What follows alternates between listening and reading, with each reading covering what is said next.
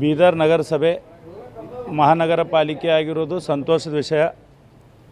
ಕಳೆದ ನಮ್ಮ ಬಸವರಾಜ ಬೊಮ್ಮಾಯಿಯವರು ಮುಖ್ಯಮಂತ್ರಿ ಇದ್ದ ಅವಧಿಯಲ್ಲೇ ಸಂಪೂರ್ಣವಾಗಿ ಇದನ್ನು ಮಾಡಿ ಅಲ್ಲಿನ ಗೆಜೆಟ್ನಲ್ಲಿ ಕೂಡ ಮಾಡಲಾಗಿತ್ತು.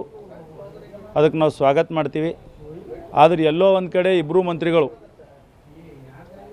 ಇದನ್ನು ಇಂಪ್ಲಿಮೆಂಟ್ ಮಾಡೋದರಲ್ಲಿ ವಿಫಲರಾಗಿದ್ದಾರೆ ಅಂತ ಅನ್ನಿಸ್ತಾ ಇದೆ. ಇವತ್ತು ಮಹಾನಗರ ಪಾಲಿಕೆಗೆ ನೀವು ಉನ್ನತ ದರ್ಜೆಗೆ ಏರಿಸಿದ್ರಿ, ಅಷ್ಟು ಅನುದಾನ ಕೊಡ್ತಾ ಇಲ್ಲ.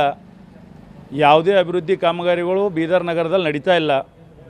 ಇದು ಎಲ್ಲೋ ಒಂದು ಕಡೆ ಸುಮ್ಮನೆ ಜನರಿಗೆ ಖುಷಿ ಮಾಡೋ ಸಲುವಾಗಿ ಮಹಾನಗರ ಪಾಲಿಕೆ ಅಂಥೇಳಿ ಒಂದು ಬೋರ್ಡ್ ಹಾಕೋದು ಅಷ್ಟೇ ಅಲ್ಲ, ನಗರದ ಅಭಿವೃದ್ಧಿಗೆ 1000 ಕೋಟಿ ರೂಪಾಯಿ ಅನುದಾನವನ್ನು ಕೊಟ್ಟು ಅಭಿವೃದ್ಧಿ ಪಡಿಸಬೇಕು.